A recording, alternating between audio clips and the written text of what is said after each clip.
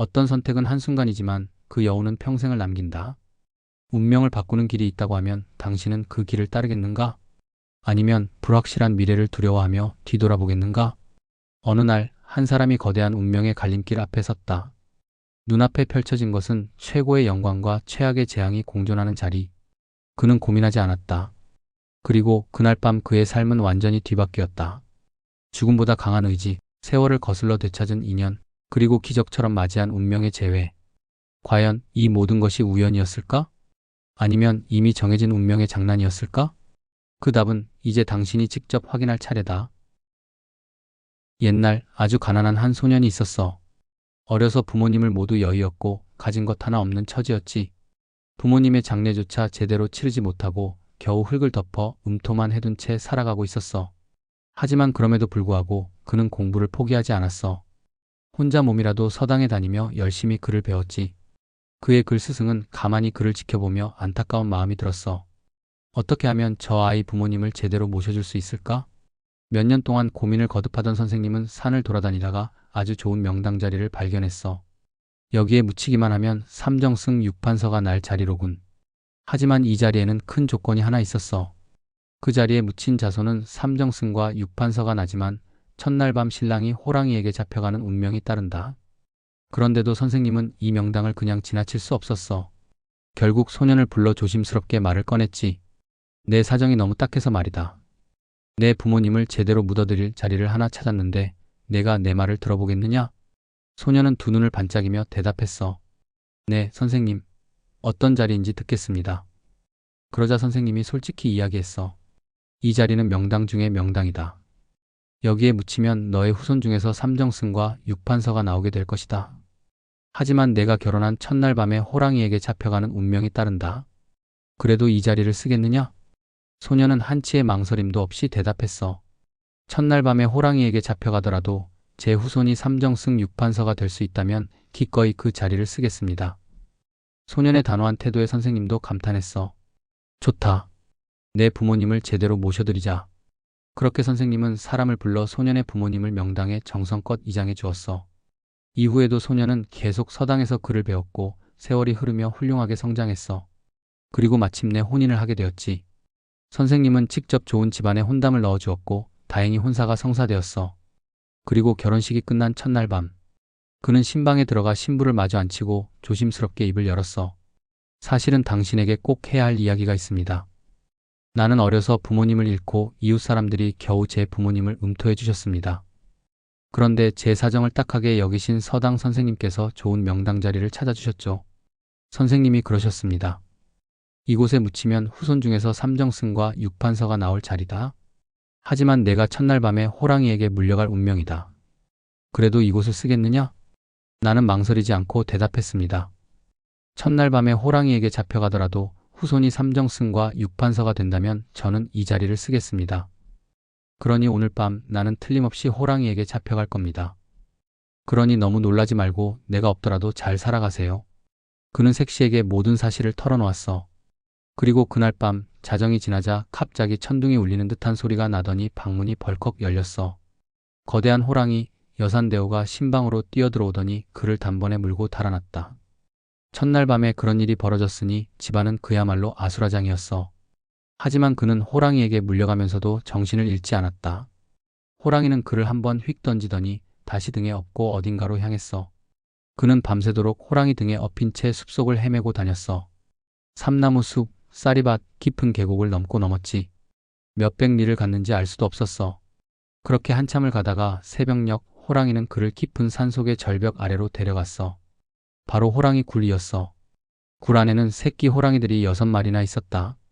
호랑이는 그를 바닥에 내려놓더니 앞발로 그의 배를 쓱 가르는 것이었어. 윽! 핏방울이 솟구쳤고 새끼 호랑이들이 달려들어 피를 핥기 시작했어. 그제야 그는 깨달았어. 이놈이 날 잡아온 이유는 새끼들에게 먹이를 주기 위해서였구나. 그러던 순간 하늘 높이 맴돌던 2마리의 독수리가 굴 아래로 빠르게 내려오더니 새끼 호랑이 한 마리를 낚아채서 날아가 버렸다. 큰 호랑이는 그 광경을 보고 포효하더니 독수리를 쫓아 사라졌어. 이때가 바로 기회였다. 그는 속으로 외쳤어. 설령 호랑이에게 다시 잡혀 죽더라도 이곳에서 벗어나야 한다.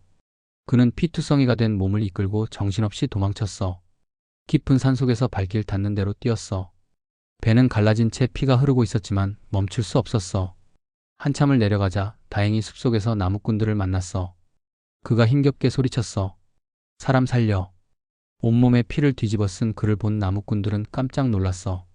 이 사람 호랑이에게 물려온 게 틀림없어. 그들은 그를 급히 부축해 마을로 내려갔고 뜨거운 물로 몸을 데워주고 미움을 떠먹이며 살려냈어. 그렇게 그는 기적적으로 살아났다. 그는 은인의 마을에서 그냥 머물 수 없어서 마을 어른들에게 정중히 말했어. 제가 조실부모하고 배운 것이라곤 그뿐입니다. 이 은혜를 갚을 길이 없어 안타깝습니다.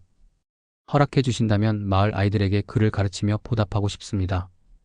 그 동네에는 마침 훈장이 없었어. 그래서 마을 어른들은 그에게 말했다. 아이고, 정말 반가운 말씀입니다. 선생님이 되어주신다면야 얼마나 좋겠습니까? 그렇게 해서 그는 그 마을에서 훈장이 되어 아이들에게 한문을 가르쳤어. 그렇게 세월이 흐르고 흘러 20년이라는 시간이 지나갔어. 그러던 어느 날 그는 문득 고향 생각이 간절해졌어. 이제는 고향에 한번 가봐야 할 때가 아닐까? 그는 마을의 부모들을 모아두고 말했다. 저는 많이 배우진 못했지만 여기 와서 여러분의 은혜로 아이들을 가르치며 신세를 갚아왔습니다. 그런데 요즘 고향 생각이 나서 도저히 참을 수가 없습니다. 고향을 한번 다녀오고 싶습니다. 그러자 마을 사람들은 모두 고개를 끄덕이며 말했다. 아이고, 선생님, 참 좋은 생각이십니다. 마을 어른들은 그의 여행을 위해 돈을 모아 여비를 마련해 주었어. 그런데 그동안 그의 신부는 어떻게 되었을까? 전설처럼 들릴 수도 있지만 신부는 첫날 밤 남편이 호랑이에게 잡혀가던 그날 새 쌍둥이를 낳았어. 아들 삼형제였지. 그는 사라졌지만 신부는 아이들을 정성껏 키웠어. 그리고 아들들은 자라서 아버지가 배우던 훈장님에게 글을 배웠어. 아이들은 총명했고 결국 과거 시험을 보러 가게 되었어. 그리고 세 형제가 모두 과거의 급제에 정승이 되었어. 삼형제는 출세하여 삼정승이 되었고 고향으로 돌아와 성대한 도임 잔치를 열었어. 그런데 훈장님은 잔치 전 형제들에게 이런 말을 남겼어. 몇 년 안에 너희 아버지가 반드시 찾아올 것이다. 도임 잔치를 할 때쯤이면 그분이 이 잔치에 오실 테니 꼭 명심하고 있어라. 그래서 삼형제는 아버지를 찾기 위해 무려 3년 동안 도임 잔치를 계속 열었어. 한편 호랑이에게 끌려갔던 그는 고향으로 돌아오는 길에 어느 주막에 들렀어. 그때 주막 주인이 그에게 말했다. 손님, 여기서 조금만 가면 아주 대단한 잔치가 열리고 있습니다. 어떤 집안에서 삼정승이 한꺼번에 나와서 벌써 3년째 성대한 도임잔치를 벌이고 있다지 뭡니까? 음식도 엄청나고 사람도 어마어마하게 많다는데 아침 식사하시고 구경 가보시죠. 그는 깜짝 놀라며 물었어. 아, 그래요? 도임잔치를 하고 있다고요? 그는 주막에서 조반을 먹고 주인과 함께 도임잔치가 열리는 곳으로 향했어. 잔치에 도착하니 과연 말도 못할 정도로 화려했어. 음식도 풍성했고 사람들도 엄청나게 모여 있었지. 노인들을 연령별로 자리에 앉히고 예를 다해 음식을 대접하는 모습이 인상적이었어. 그는 잔치에 초대받아 말석에 앉아 음식을 먹고 있었어. 그런데 그 순간 훈장님이 천천히 잔치를 돌며 손님들을 살펴보다가 그를 유심히 바라보았어. 그리고 조용히 중얼거렸어. 말석에 앉아 계신 저분 내 생각에 아버지가 오신 것 같다. 그는 곧바로 삼정승이 된 세 아들의 어머니를 불러 말했다.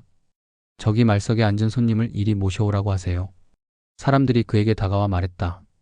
손님, 위쪽 자리로 오시랍니다. 그는 영문도 모른 채 안내를 따라 연회석 앞으로 나갔어. 하지만 20년이란 세월이 흐른 뒤였으니 얼굴만 보고 서로를 알아볼 수가 없었지. 세월이 흐르면서 그는 너무나도 초라한 모습이 되어 있었지. 허름한 옷차림에 얼굴엔 세월의 흔적이 가득했어. 마치 거지와 다를 바 없는 모습이었지. 그러자 훈장님이 말했다. 손님께서 과거에 겪으신 일을 사실대로 이야기해 주시겠습니까? 그는 눈물을 글썽이며 지난 20년의 이야기를 시작했어. 제가 20년 전 이곳에서 살고 있었습니다. 어려서 부모님을 잃고 장례조차 제대로 치르지 못하고 있었는데 선생님께서 명당을 찾아 부모님을 모셔주셨습니다. 저는 선생님께 글을 배우다가 좋은 인연을 만나 장가를 가게 되었습니다. 하지만 첫날 밤에 호랑이에게 물려갔습니다. 그의 이야기가 계속되자 듣고 있던 사람들은 점점 더 놀라기 시작했어. 호랑이는 밤새도록 저를 업고 숲속을 헤매더니 결국 자신의 굴로 저를 데려갔습니다. 그곳에서 배를 가르고 피를 흘려 새끼 호랑이들에게 먹이려 했지요. 그런데 그때 갑자기 독수리 한 마리가 내려와 새끼 호랑이 하나를 낚아채 갔습니다.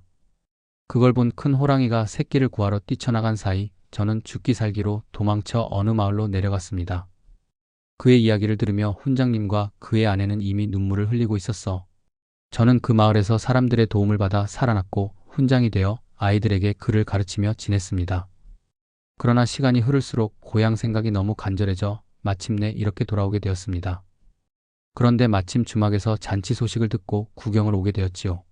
그 이야기를 듣던 훈장님과 어머니는 더 이상 참지 못하고 그를 와락 끌어안으며 통곡했어. 살아계셨군요. 이럴 수가, 정말 살아계셨군요. 그 순간 훈장님은 세 아들을 불러 말했다. 이제 너희들의 아버지가 돌아오셨으니 어서 인사드려라. 아들들은 처음엔 믿기 어려워했지만 어머니와 훈장님의 확신에 결국 아버지를 향해 큰 절을 올렸어. 그렇게 온 집안이 다시 하나로 모였어. 그리고 세 아들은 결혼하여 각자 아들을 두었고 그들 또한 과거에 급제하여 모두 육판서가 되었다. 이야기는 단순한 전설이 아니라 운명과 끈질긴 생존, 그리고 가족의 재회가 만들어낸 기적의 이야기로 남게 되었어.